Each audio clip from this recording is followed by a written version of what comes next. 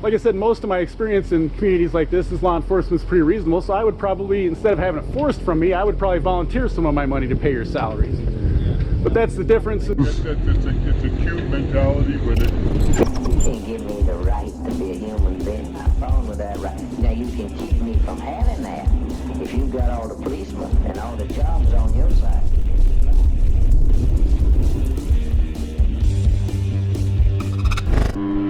This is another video from our trip to the U.S.-Canadian border in Idaho. Bonners Ferry is roughly 30 miles from two different border crossings along the border with Canada and Idaho. On the way back from the Eastport border crossing, we decided to stop in Bonners Ferry and support a local business by grabbing a quick bite to eat. And while trying to find a place, I noticed a Hummer with the Boundary County Sheriff's logo on it, so we decided we better check it out. We put our desire to eat on hold and decided to get some footage of the local law enforcement detail.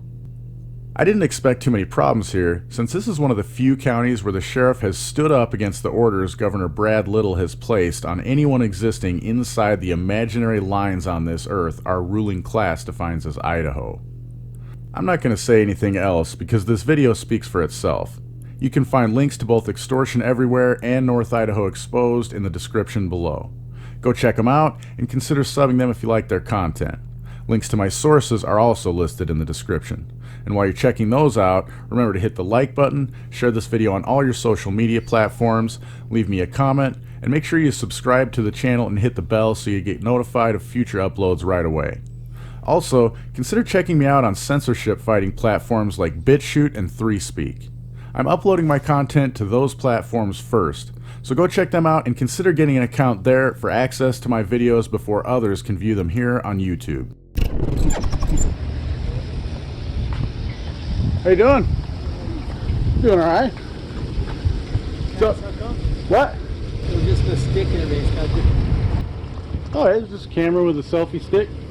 Yeah, this is like a video you're making, or? Yeah, I'm just documenting information. These are unprecedented times we're in, so just documenting everything shut down and nice day, so I'm trying to get out and enjoy it while we still can. Is that you local? What's that? You local? Oh, I don't want to answer any questions. Oh, really? Yeah. Sorry. Yeah, you know what?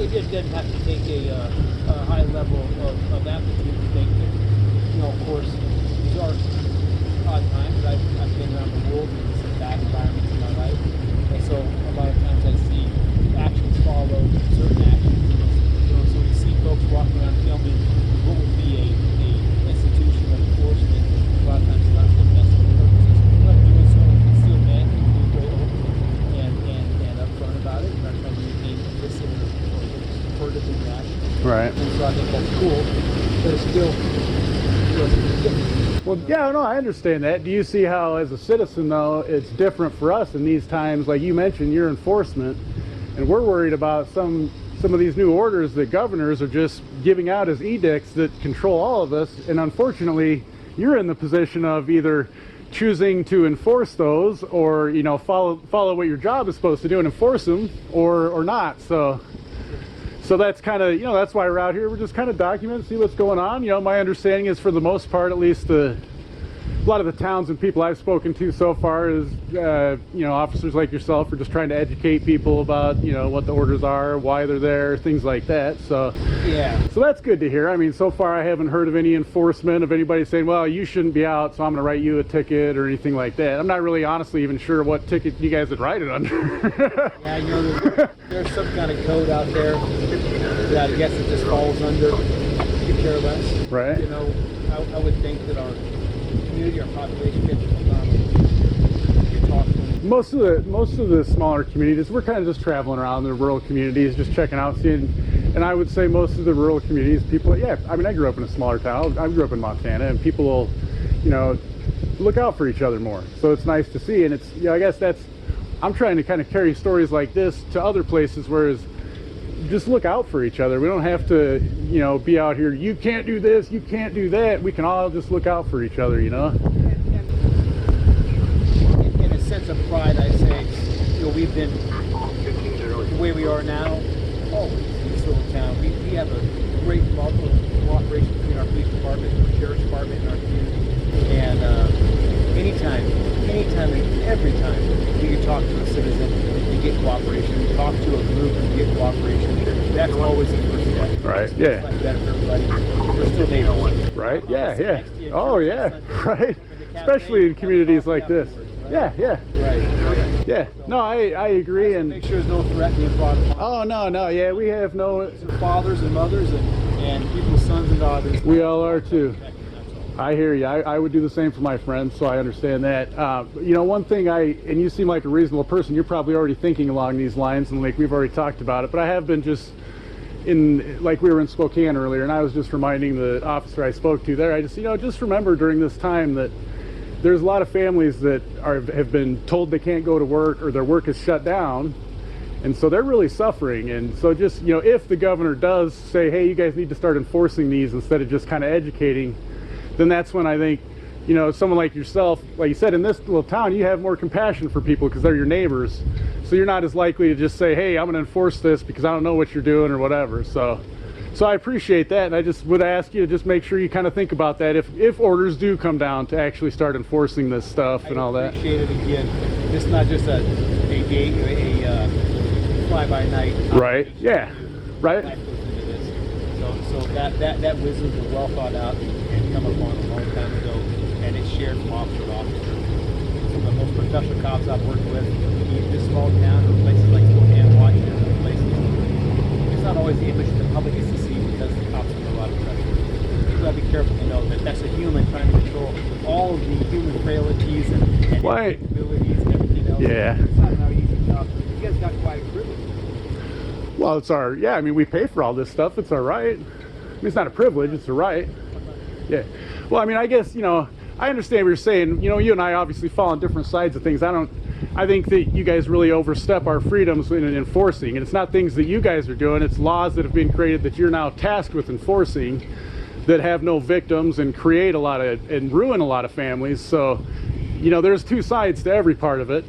But I will say, The other one is, what's that? God forbid, when your little girl being tortured or hurt or taken from you, and someone calls 911 and no one shows up, everybody I know would shoot to a car and will help you, or any of the citizens out there in trouble.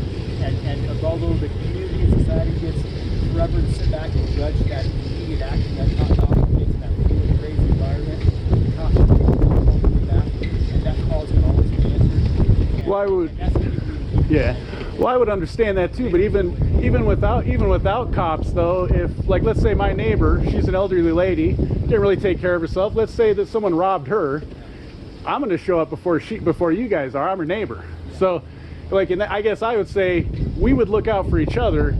I believe in a voluntary society, so there's no forced interaction. So if I lived in a community like this, you seem like a reasonable person. Like I said, most of my experience in communities like this is law enforcement's pretty reasonable. So I would probably, instead of having it forced from me, I would probably volunteer some of my money to pay your salaries.